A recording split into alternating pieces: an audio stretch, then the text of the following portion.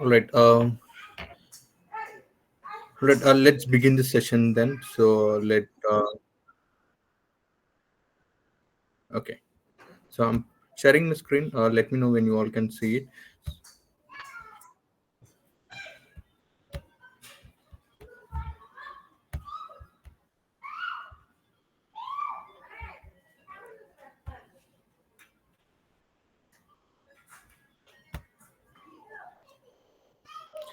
We know even a very small drug will take a minimum of 10 years to create one drug, right? So and even in our day-to-day life, I mean the quickest drug which we came into the market, we generally people will talk about the recent one, which is COVID-19. We saw that within less than a year, which is released onto the market based upon the for name, right? But we know we are having lots of challenges in creating of drug discoveries, and we see a lots of chemical challenges as well, right? Now as I said, in today's topic we are going to cover all those things. So how this QML are going to achieve it, and our goal is, I mean, the entire QML has goal as how faster it will be delivered and accurate, and also, of course, this is cost effective as well. So we'll deeply discuss about this. All right. So moving on. So first of all, let's talk about drug discovery. So we all know drug. We all know it's a very basic thing. We all know the drug is developed from a molecule, right? And the molecule which comes up from the atoms, and the atoms we know based upon the protons, electrons, and the neutrons. It's all divided, right? So as we know, it's a combination of atoms together. We would be creating the molecules, and then followed by the drug, right? Even when come to our biology, in terms of biological standards, if we speak about, right, we are having a 10 to the power of 60 molecules available for us, so which is double times the stars what we are having. So the stars in the universe we can see like 10 to the power of 30, or as we calculate, I mean as per the galaxy team says. Now but when it comes to the molecules, which is like a double of the stars. Now imagine, in order to create, or in order to create a drug, we need we need to go through of so many phases, right? So we would be going through, I mean, again, when in order to create any drug, we, as we know, it will be, what I mean it has to be, sometimes it has to be go through some heat formulas, and sometimes it has to be nature in air. So whenever any molecules he mixed up with some other molecules, right, when we are combining from one molecule to the another molecule, it will create a drug. But based upon this combination, which is 10 to the power of 60, means it's too difficult to identify if any drug we need to create, right? So we has to go on a very crucial things, right? Now let example, we can talk about like how we can talk like we are creating a DNA kind of thing, right? So the DNA, uh, one person DNA will be definitely differ to the other person, right? We generally see a few person will have high antibodies in their own in their genetics, and which will allow a less molecules over there, and they would be cured very quickly. But few of the members, I mean, although they see like a very fit and strong, but if they affect with any kind of, in our, let example, a normal fever or cold also, they won't recover very quickly. So it's all depends upon the body to body genetics, what we it will behavior, and also the molecules or the drugs which we are using for that particular person, right? It will also differ. So the same thing happened here as well. So it's, as that is what I was mentioning, so it is a vast chemical space, and low accurate, when low accurate of classical molecular simulations as well, because as we are having so, I mean, so different in nature as well.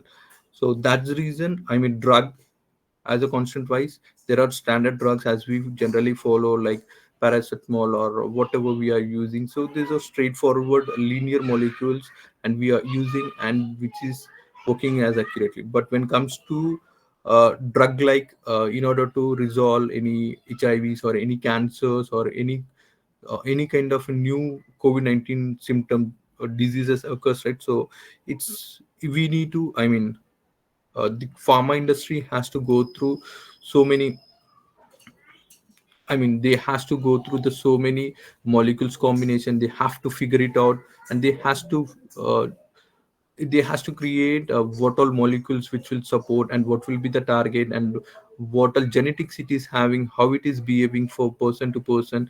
They has to go through all these things. Now, in general, if you go with a regular process, it will take a lots of time, right? Now what's happening now, we came into the picture like a machine learning, where we are having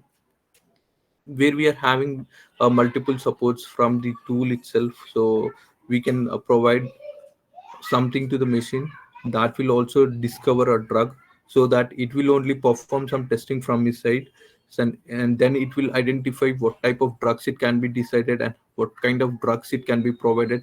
In that way it will be used, right? So that is what now so that is how our classical ML is already, I mean, it is already there in predicting drugs, and it is also interacting, and it is also designing the molecules as well. So depends upon how we are using, and it is also I mean, I mean, in the next slide I would be explaining, we all know so how uh, I mean, as per the yesterday's class, we know that QNN and QVL, I mean, the quantum neural network and the quantum support vector, how that works and how it reverts back, right? In that way, so it is doing in and out of flows, and it would readjusting the molecule values, and it was creating its own ML values.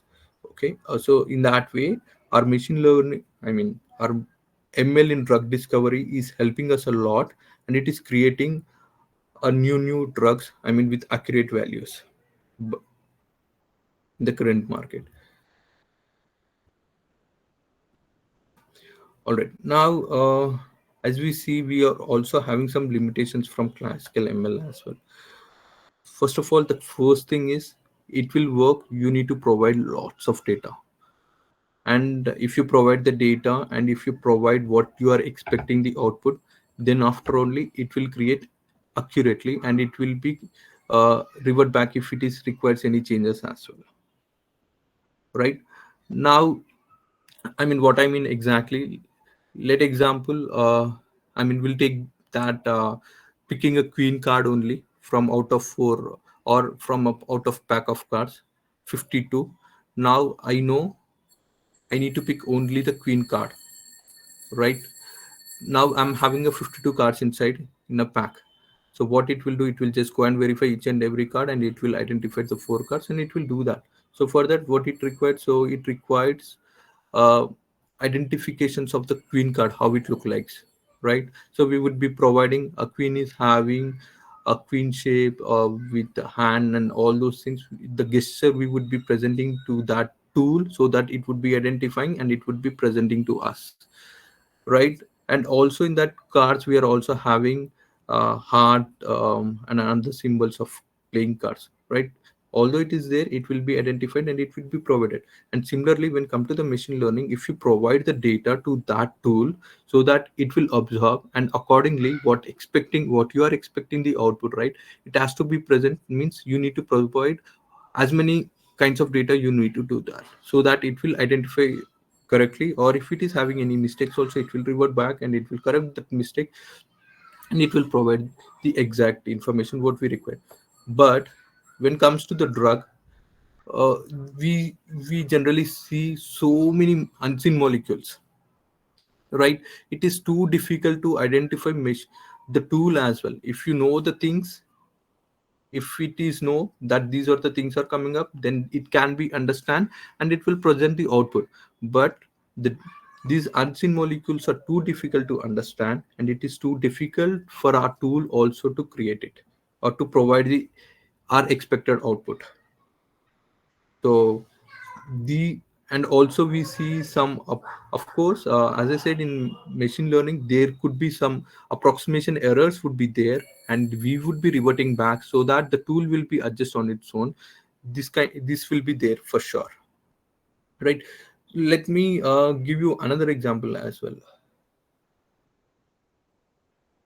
See, unseen molecules means, I mean, when we see a person, or when we see a moon from a bioscope, we see only moon. Or, I mean, with your naked eye, we will see only the moon. But when we see through the bioscope, we will see so many particles inside the moon as well. So that kind of things has to be trained to the ML, then it will be presented accurately. All right. So these are the limitations of ML. Now let's move on to how quantum computing represents over here. So although I've done this session, this is for the new members who have joined. So just I will give on a high level. In general, our regular computers are having a standard machine language as bits, and then followed by the bytes. Right, a bit we will have only a 0 and 1, and it will present either the 0 output or 1 output. Whereas a quantum principle, which consists of qubit, which can present the two results in a single go, in a single output phase. Either if you're expecting a head means it. Let example, if you spinning a coin, so we know it will be either head or tail. But when it comes to qubit, it will give you both the results as per you. If you want head, it will give you head. If you want tail, it will give you tail. So in that way it will work our qubit system. So in that qubit, so we generally divide two different things. So these are the major things of deep learning, we call it as. So in this deep learning, the first thing is quantum neural network, which acts as just like a brain, human brain, and which will provide the respective output what you want accurately. So it can work on parallel parallel tasks altogether, and it can produce the expected output what you want. In that way it can work. So that's about the quantum neural network, how it is supporting us. And also the next important thing is we are also having a quantum support vector machine. This generally divides uh, this generally divides a this is generally useful for the classification purpose, and that too an accurate classification purpose and the regression purpose we would be using this quantum support vector machine. So let example, you are having circles and the triangles over here. So if you divide a line, we can see, I mean, with the naked eyes, if we divide, it can be divided only three here, and above it's a mixture of circles and triangles as well. But what this QSVM can be do it clearly. It can also divide the lines in between, and it will give a clear, accurate results as well. If it is unable to divide it right, it will go convert into the 3D faces, and in that way it will analyze for us, and it will fix, and it will give us the results. So this two plays a very important role in deep learning. Based on this, our machine learning is going to support. So the same concept here also. This, I mean, the combination of both we are going to use in our concept over here. So we are going to use in our machine learning this both the concept. One working on multiple tasks all together and producing the expected output, and the second one dividing the borderline on two different obstacles. Okay, so that's the main purpose of this quantum computing basics. So these qubits these qubits are mainly having two important things, which is entanglement and superpositions. So superpositions are nothing but which are having a fixed values, and entanglements will be linked between two qubits in order to share an accurate results for us. Okay, and this QSVM is also having a quantum gates which operates and transform the qubit states accurately. It's the main purpose of this, right? Let's move on. Now, what is this quantum machine learning? So now we learned about machine learning separately, and also we discussed about quantum learning. I mean, quantum neural network or quantum superposition support vector machine together. So the combination of quantum concepts along with the machine learning, how uh, we call it as a quantum machine learning, and we would be how we are going to use it, and how this will be helpful in our drug discovery. We would be discussing now. Sorry. So as I said, so the first point, hybrid of quantum computing. What we generally do, and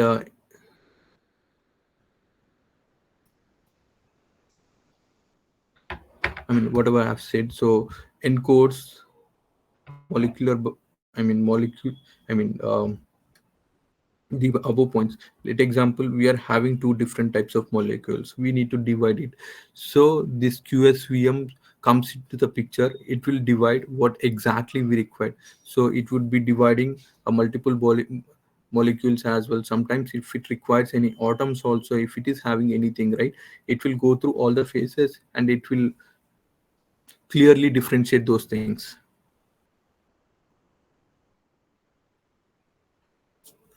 Okay. And also, so it also enables the accurate predictions and drug discovery as well. So as we are dividing whatever we required, and also after dividing, we would be going through some expected. Let example, now our quantum neural network come into the picture. I was expecting some task has to be performed after dividing it, or with some combination I was looking into it. So after performing that, I was expecting one result. So if that comes up right, then my drug was prepared. Let example, I'm preparing an output called 1 1.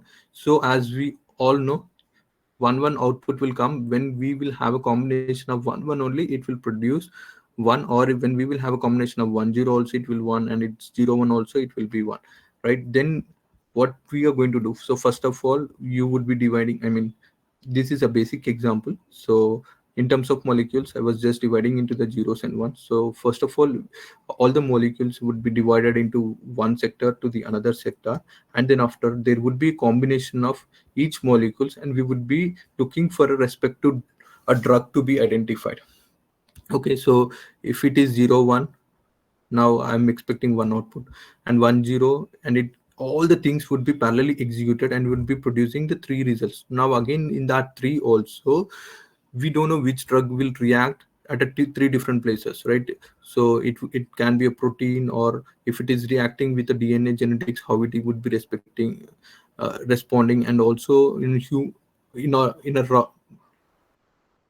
regular atmosphere, how it is reacting, or if it is in a cold temperature, how it would be reacting, and all those things it would be calculating, it would be providing a better accurate results. So in that way it will help us a lot. So what quantum would be doing, your quantum would be helping us in processing, parallel processing all together with a single go, whereas machine learning will help us the segregation, classification purpose, and parallel processing purpose, and all this together. Okay, now let's move on. Why QML for drug discovery? Is it really required for us? Without that, why can't we do it?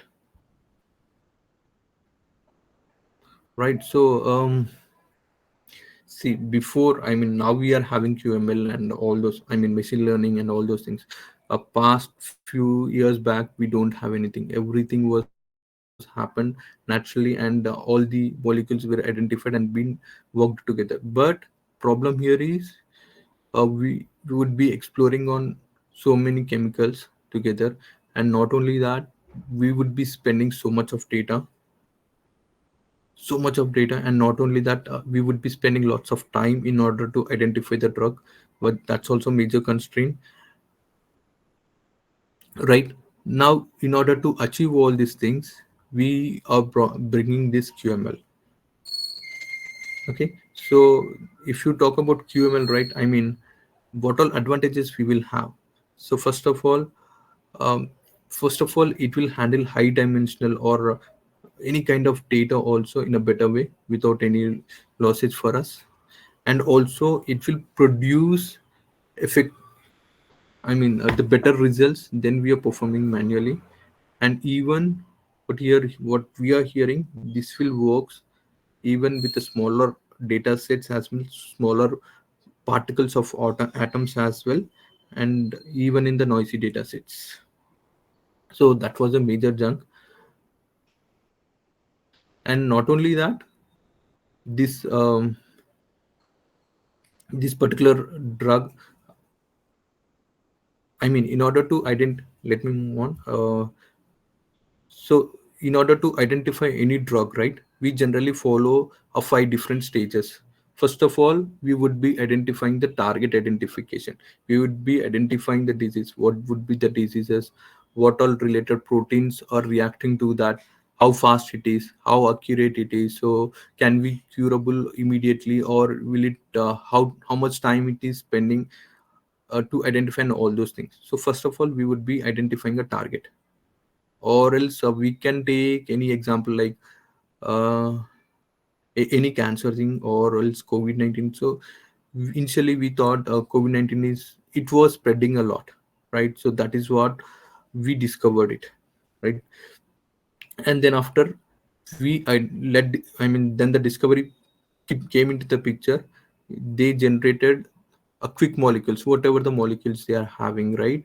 So when comes to the molecules also, they prefer um, the HIV molecules, whatever they are having, right? So which is having all kinds of molecules inside that, and they started using it. So upon that molecules, they added some other molecules, and they started discovering by doing combinations of multiple molecules, right? And and then came into the optimization picture, where they were balancing with potency and also with the toxicity, so whether it is doable or achievable or not. Then they feel it can be doable, and then they went to the preclinical testing on some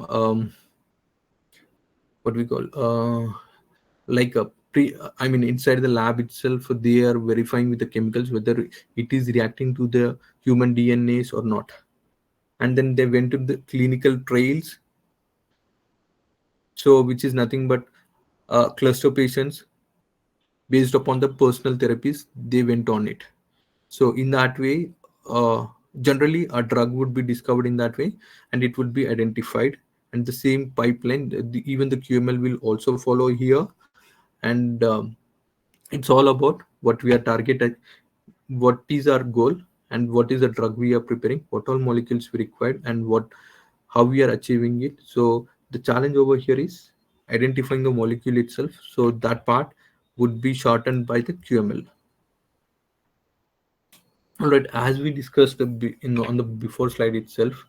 So as we are saying, even on the noisy omics data, or on complex protein interactions, or even undefined molecules, or whatever we see on, I mean, with the naked eyes molecules or whatever it is, right? So that kind of handling capacity where QML is having it, which is through the quantum graph neural networks, which is nothing but just now we discussed like it will be like quantum neural networks only. It would be identifying exactly by working on parallel altogether, and also with the enhanced feature, quantum enhanced feature, by dividing the molecules and providing it accurately.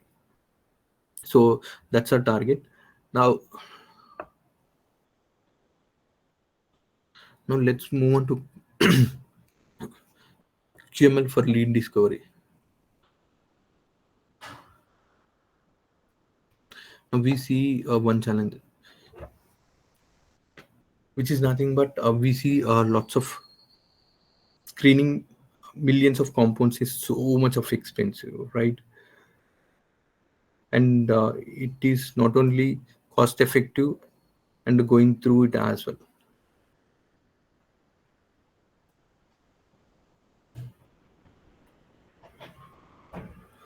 So I mean, what I mean exactly here is uh,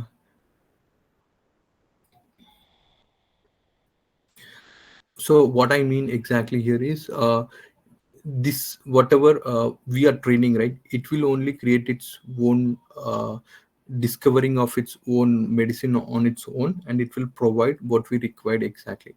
Let example, you are watching a movies in Netflix, okay? If you continuously watch some kind of horror movies continuously, what your Netflix is providing for you, so whenever you will switch on and if you move on to Netflix, right, it will recommend you to whatever the new horror picture comes at, right, it will show you that as per your interest, as you watched this, you can also continue and watching this. In the same way, here also, what this QML will do over here is it will create on its own new drug on its own with the use of the molecules what we are using. Okay, as we are using certain certain X and Y molecules and we are producing something and we are continuously using those molecules in all the other drugs in order to create, right? So whenever we are going to create any new discovery of a new drug, so this QML will lead in helping us in providing the existing drugs what we are using for a certain treatment or certain output what we are expecting. So in that way, uh, these quantum generative models will help us. Okay, all right.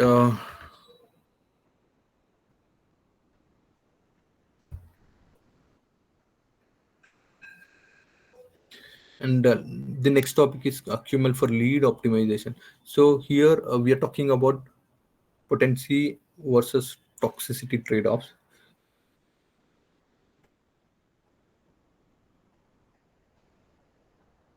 So I mean, let me pick it up some real time.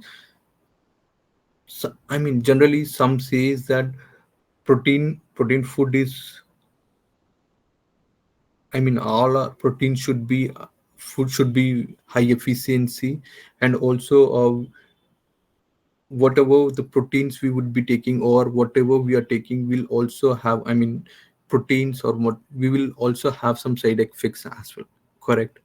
So not with all the foods, but with some kind of drugs or whatever we will take it, right, we will also have that, right. Now in order to optimize those things as well, right, we know some drugs will help at that moment, but at the same time it will also cause side effects if you take it continuously, right. Now what this QML this QRL or this would be helping us, it will be projecting us how exactly we need to take the exact drug with a quantity at what stage, and if you are overdosing those things, what all side effects impacts we will have, and how what all remediations we need to follow. All those things will also be handled using this QML over here. So in that way, it is also helping us.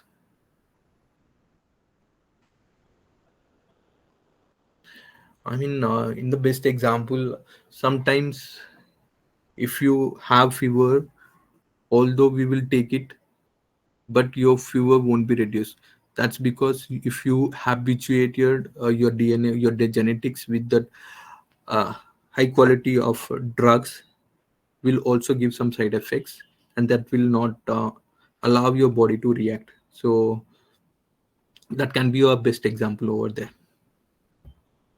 And let's move on to our QML in preclinical testing. So how we can perform it and how we can do it. So most drugs fail in ADMET, which is nothing but absorption, distribution, metabolism, and toxicity. So now this QML can better predict these, how much we need to absorb and how much it will be distributed and everything, because we are also using ML over there, as we discussed earlier, which is having a capacity of classifying the molecules properly, and it would also accurately distribute it what exactly required, and in that way your drug is creating, right. It is not judging by anyone, and it is the accurate values what we are measuring, and in that way it was creating. So that's the purpose. So your QML can predict these things easily, and it will give you the accurate values, and I mean, it will help us in the preclinical testing as well. And if you yeah, I think no need to explain about any with examples here. And let's move on to the next one, clinical trials and personalized medicines, how we can handle over here. Okay, so we we generally see 90% of clinical trials fail because patient responds differently. So I was saying this, right? So every person will have a different genetics, right? Now it will also react differently as well. Now here QML can stratify our patients, I mean whatever the information they are providing, along with the blood groups, and even with the personalized medicines they are using, or if they are have undergone any surgeries or anything, if they interacted previous medical issues with their body, right? So it will be differ in a different way, right? And a person who is not attending, who never seen hospital at all, his body will behave in a different way. So those kind of, I mean those kind of clinical trails has will be taken care by the QML as well. And those kind of things, instead of clustering the patient stratification, it will be identified and it will be verified as well. And nowadays we all know we are using our smartwatches, and or also we are using our health apps just to identify what's our O2 levels. And also sometimes there are some apps as well in order to identify our BP and all those things as well. There also we see some not exact values over there, but there also this machine ML is placed over there, and we see some kind of, I mean it is identifying your heartbeat rates and all those things. Those are also the best examples of ML which is already being shown in our smartwatches over there. All right. Now let's talk about the applications beyond the drug discovery. Now QML, we saw QML can also help in protein folding and enzymes reactions and line activated drugs. So not our QML, I mean, the QML is in such a way that it not only works on a molecular simulations, it can also help us with light activated drugs or enzyme catalyst or everything. Okay, so now let's talk about some advantages of QML. So is it really helpful for us? So let's talk about that. So if we see the advantages over here is, it is better accuracy, faster faster simulation, which is true, and also handling complex data. And in fact we were saying, right, there could be so many unseen molecules, those kind of things also. It will be generalizing even from the small data sets, and exactly capturing the quantum effects as well. Yes, definitely we will have all these advantages, and this will help us in producing more accurate values and also time saving as well. So of course when the time saves, we would be saving so many lives as well. And COVID-19 showed us a lot. So these are some of the advantages of this QML. Now let's talk about some challenges. So till now whatever we discussed in this meeting, it's all about, I feel it's more about QML is doing this and that. Now in fact the advantages also says that QML is so accurate, why we are not implementing and all those things. Now let's talk about the challenges of this QML. So the first challenge itself, this quantum hardware is too difficult to manage, too difficult, and these are noisy qubits, and it should be maintained properly in a big box, and even the entanglements and superposition should not be changed at all, and everything should be in a static place. And in fact, the sound around that place will also disturb the qubits. So those kind of lots of challenges are there at hardware level itself, and that's the first challenge we are having it. Now let's talk about algorithms as well. So whatever the algorithms, it's all whatever you need to train the machine first, that this is a algorithm, you need to develop this, and you need to create the output accordingly, right? So even the next algorithm also, it will create as whatever it know, whatever we are asking the machine to create it, but it won't create it on its own. It is not a god to create whatever the output it can comes up.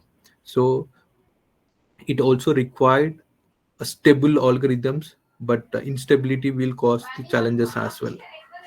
So that's also another uh, challenge over here.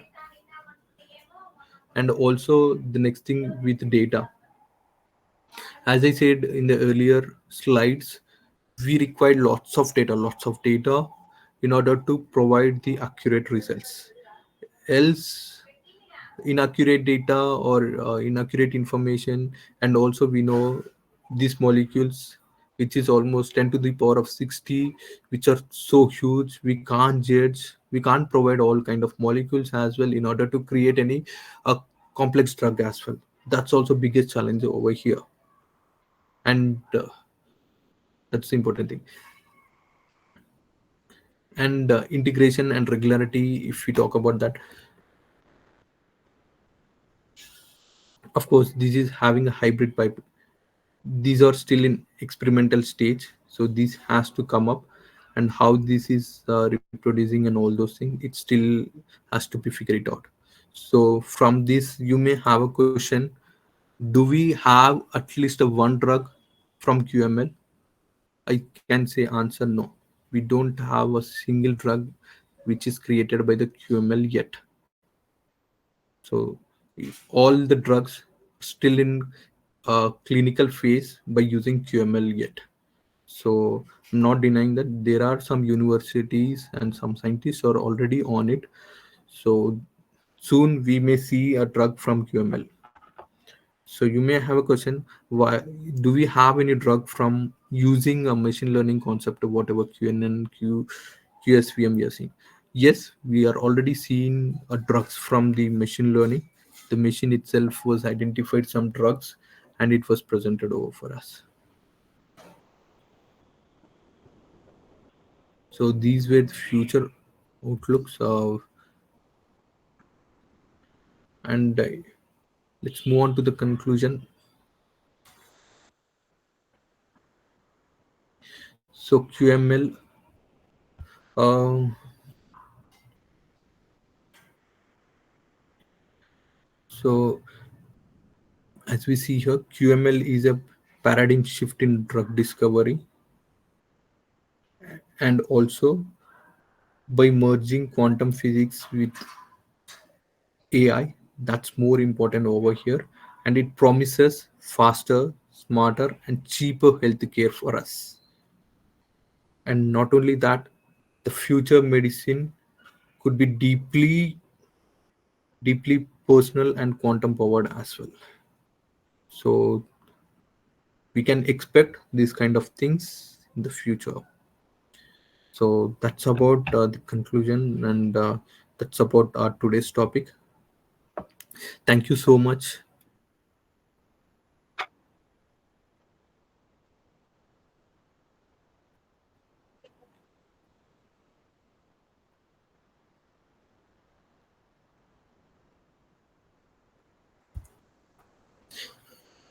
Yeah, thank you so much, Saida ma'am.